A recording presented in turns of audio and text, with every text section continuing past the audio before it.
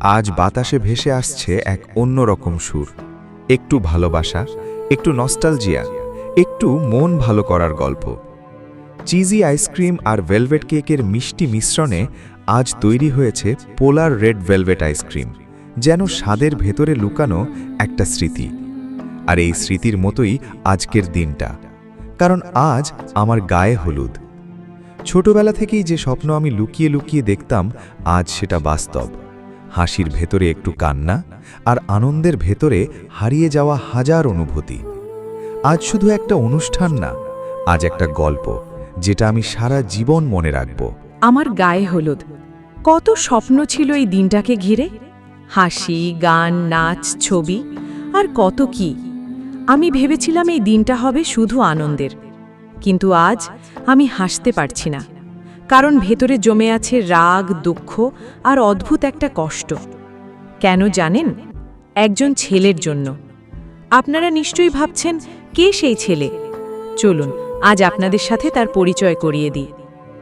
ওই যে ছেলেটা সবাইকে হাসি মুখে আপ্যায়ন করছে, বাড়ি সাজানোর লোকদের সাথে কাজ করছে, সব কিছু নিজের হাতে সামলাচ্ছে, ওটাই সে, যাকে আমি চুপচাপ ভালোবেসেছিলাম। আমি তাকে গাধা বলি না সত্যি করে, কিন্তু আজ রাগে, কষ্টে মুখ থেকে বেরিয়ে যাচ্ছে শব্দটা, কারণ সে জানে আমি তাকে ভালোবাসি। তবুও আজ এই গায়ে হলুদের ভিড়ে আমার নাম অন্য কারোর সাথে জড়িয়ে যাচ্ছে। আর আমি দাঁড়িয়ে আছি একটা হাসির মুখোশ পরে, ভেতরে পুরোটা ভেঙে চুরমার। এই কথাটা দিয়েই যেন আমার ভেতরের সব কিছু ভেঙে পড়ছে। আজ আমার গায়ে হলুদ, বাড়ি ভর্তি লোক, আলো, সাজসজ্জা, রান্নার গন্ধ আর আনন্দের চিৎকার, কিন্তু আমার ভেতরে কোনো আনন্দ নেই। আমি জানি সবাই ভাবছে মেয়েটা কত সুখী, কত ভাগ্যবতী, কিন্তু সত্যিটা কেউ জানে না। যাকে আমি ভালোবেসেছিলাম, ওই ছেলে যে এখন বাড়ির এক কোণায় দাঁড়িয়ে আছে, নাওয়া খাওয়া ভুলে গাধার মতো পরিশ্রম করছে শুধু এই দিনটার জন্য সব সুন্দর করে সাজাতে। সবাই খুশি হোক, এইটাই তার একমাত্র চিন্তা। সে জানে না এই সুন্দর সাজের ভেতর আমি কতটা ভেঙে পড়ছি। সে জানে না আমি ওকেই চেয়েছিলাম। আমি তাকে ভালোবেসেছিলাম নিঃশব্দে, কখনো বলিনি জোরে।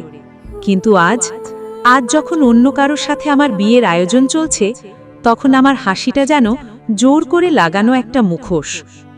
আর ও এখনো কাজ করছে, ঘাম ঝরছে, ক্লান্ত চোখ, তবুও থামছে না, কারণ ও চায় সবকিছু পারফেক্ট হোক। কিন্তু পারফেক্ট তো কিছুই নেই, না আমার মন, না এই দিনটা। আমি দূর থেকে তাকিয়ে দেখি ওকে, মনে মনে শুধু একটা প্রশ্ন, এত ভালোবাসার পরও কেন আজ আমরা একই গল্পে দুইটা আলাদা চরিত্র? কিরে নবাবজাদা, তোকে এতবার কল করছি, ফোন ধরিস না কেন? তো সমস্যা কি? তুই ঠিক আছিস তো? মানে আমি ঠিক আছি মানে কি? না না, মানে তুই তো সবসময় ফোন ধরলেই আমাকে হতছাড়া, বিটকেল, মরকট এসব বলিস। হঠাৎ আজ নবাবজাদা বলছিস, কানে লাগলো, তাই ভাবলাম তুই ঠিক আছিস কিনা। ও তাই বল। তাই তো বলি, তুই আমাকে এত সম্মান দিয়ে কথা বলবি, এটা তো সম্ভবই না। ফালতু কথা বলিস না। তুই এখনো ঘুমাচ্ছিস নাকি? আমি ঘুমাচ্ছি কিনা সেটা জানার জন্য তো ফোন করলি না। করলি কেন সেটা বল। এই একদম বেয়াদবি করবি না, সম্মান দিয়ে কথা বলিস। তুই জানিস তোর জন্মের আগে আমি আল্লাহর কাছে কত দোয়া করেছি? একটা সুস্থ সবল ভাগিনা চাইছিলাম। আলহামদুলিল্লাহ। দেখছো, আল্লাহর কাছে দোয়া করলে আল্লাহ সব কবুল করে। তোমার দোয়া কবুল করেই আমাকে দিয়েছে। হ্যাঁ দিয়েছে, কিন্তু পুরোটা দেয়নি, অর্ধেক দিয়েছে। মানে কি? তোকে আল্লাহ সবল করে বানিয়েছে, কিন্তু সুস্থ তো বানায়নি। মাথায় তো সমস্যা আছে। ও তাই? তাহলে তোমার দোয়াতেই সমস্যা ছিল, এই জন্যই আল্লাহ অর্ধেক কবুল করেছে। এই একদম উল্টাপাল্টা কথা বলিস না। শোন, তুই এখন আমার বাসায় একটু আয়। এখন না, পারবো না খালা। আমি ঢাকা থেকে নরসিংদী যাচ্ছি। কি? এখনই যাচ্ছিস? হ্যাঁ, কারণ তোমার সাথে কথা বললে আমার মাথার অর্ধেক সমস্যা পুরো সমস্যা হয়ে যাবে। যেতে পারবো না, আমার কাজ আছে। তোর আবার কিসের জরুরি কাজ? আচ্ছা বল শুনি, কি জরুরি কাজ? একটু পরে রবিন আসবে, ওর সাথে আমি গাজীপুর যাব। গাজীপুর? ওখানে কি কাজ তোর? ওখানে একটা খুব নামকরা বাউল আছে, দারুণ দোতারা বাজায়। আমি ঠিক করেছি তার কাছে আমি শিষ্যত্ব গ্রহণ করব। শিষ্যত্ব আবার কি জিনিস? তারপর একটা দোতারা নিয়ে সারা বাংলাদেশ ঘুরব, গ্রামে গ্রামে গান গেয়ে গেয়ে ভিক্ষা করব। সোহেল, তোর এইসব এলোমেলো কথা শোনার আমার সময় নাই, তুই তাড়াতাড়ি আয়। তোর খালু নাকি তোর সাথে জরুরি কথা বলবে। শোন, তুই চিন্তা করিস না, তোর যাওয়া আসার ভাড়াও আমি দিয়ে দেব। আর উপরই 1000 টাকা বকশিসও দিব। দেব? আয় আয় বাবা আয়। আচ্ছা, তুই আমাকে টাকা পয়সার লোভ কেন দেখাস বলতো? তুই তো জানিস আমি লোভী না। শোন খালা, মানুষের সাথে কিছুই যাবে না, টাকা পয়সা কিচ্ছু না, যাবে শুধু 2টা হাত আর তার কর্ম। তাই নাকি? আয়, তোকে আরো 1000 টাকা বাড়ি দেব। কখন আসবো? এই, তুই না বললি টাকা পয়সার লোভ নেই? না না, শুধু টাকা না, এটা তো তোমার আশীর্বাদ। কিন্তু একটা কথা সত্যি সত্যি বলতে হবে, আশীর্বাদ ঠিকঠাক মতো দিবা তো? প্লিজ তাড়াতাড়ি আয়, সব দেব। আয় আয় বাবা আয়। হ্যালো রবিন, চাচি, সোহেল ভাইয়া কি রেডি হয়েছে? যা না, একটু ওর ঘরে গিয়ে দেখ না। এই কাটাপ্পা, চল দেখি চমক দিছিস নাকি। আজকে কিন্তু গাজীপুর যাওয়া হচ্ছে না। তাহলে কোথায় যাচ্ছিস? আমরা একটু নরসিংদী যাব। খালু হঠাৎ করে ডেকেছে, কি নাকি জরুরি কথা বলবে। বুঝলাম না এত ইম্পর্টেন্স কেন দিচ্ছে। ওকে, আমার কোনো সমস্যা নাই, তুই যেখানে বলবি সেখানে যাবি, কারণ তোর কথাই তো আমার কাছে আইন। তুই যে কেন আমাকে এত ভালোবাসিস আমি এটা বুঝি না। তোকে ভালো না বেশে আমি কোথায় যাব? তুই একটা আত্মজিনিয়াস। শুনছো মা, দেখো, অথচ তোমরা বলো আমার মাথায় নাকি সমস্যা আছে। জিনিয়াস? চাচি, জিনিয়াস মানুষদের মাথা না একটু তো এলোমেলোই থাকে। সমস্যা থাকে? কোনো সমস্যা নাই ভাইয়া, চল তো, বুঝোস, চল। তোর কফি কি আমি খাইয়া ফেলাইছি? চল আজকে তোকে চা খাওয়াবো। চা হবে? কেমন আছিস? ভালো না। কেন? বাবা মার সাথে কালকে চরম ঝগড়া হয়েছে। কি হয়েছে? চরম ঝগড়া হয়েছে। বলিস তো, কি নিয়ে? কি আবার? বিয়ে নিয়ে। বাবা এখনই আমাকে বিয়ে দিতে চায়। যেহেতু ভাইয়া কাউকে কিছু না বলে হুট করে আমেরিকায় বিয়ে করে ফেলেছে, সেহেতু তাদের ধারণা আমিও কাউকে কিছু না বলে চুরি করে বিয়ে করে ফেলবো। তাহলে তো ঠিক আছে, মানে এটা ভাবাটা খুবই স্বাভাবিক, কারণ তোর চেহারার মধ্যে একটা সমস্যা আছে। কি সমস্যা? তোর চেহারার মধ্যে না কেমন যেন একটা চোর চোর ভাব। আমার চেহারা যেই দেখে সেই পাগল হয়ে যায়, আর তুমি বলছো আমার চেহারায় চোর চোর ভাব? আফসোস, হিয়া চিনলো না তুমি। বুঝছি, তুই কঠিন হীরা। লু কোথায়? আরো খালুকে লু কেন বলছিস? কারণ তার মাথা অলওয়েজ লু হওয়ার মতো গরম থাকে, তাই। কোথায় সে? আচ্ছা, ভিতরে শুয়ে শুয়ে পেপার পড়ছে। যাই বল, আমি আসছি। আচ্ছা রবিন ভাই, তুমি কেমন আছো? আমার গুরু ভালো আছে, আমিও ভালো আছি। তোমরা ভিতরে গিয়ে বসো, আসো। ডিপ্রেস হয়ে শেষ। ডিপ্রেশন তো চলতেছে সবার। ট্রেন হয়ে গেছে।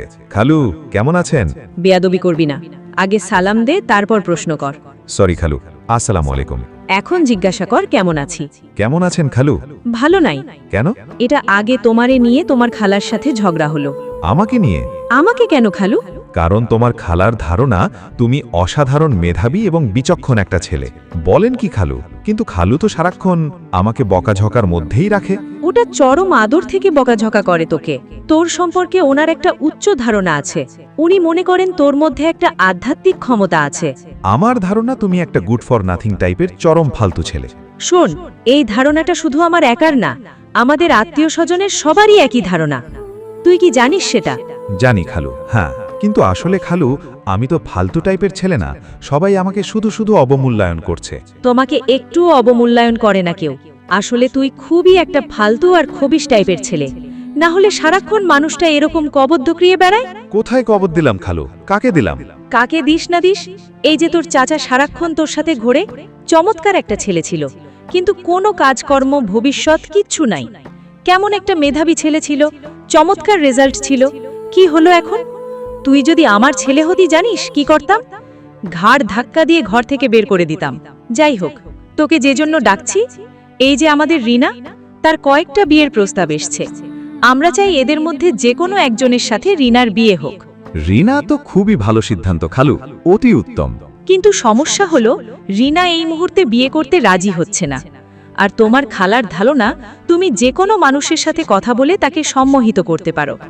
যদিও আমি এটা বিশ্বাস করি না, কিন্তু তোমার খালার কারণে আমি এই দায়িত্বটা তোমাকে দিতে চাই। তুমি রিনার সাথে কথা বলবা, তাকে বিয়েতে রাজি করাবা। পারবা? কোনো টেনশন নাই গুরু, এমন কোনো কাজ নেই যেটা তুই পারিস না। তুমি তো দেখি একদম চমচম শোলে হয়ে গেছো। জি খালু, দোয়া করবেন। আচ্ছা, তোমাদের মানুষের সবার মাথায় কি সমস্যা? মানে হালকা খালু।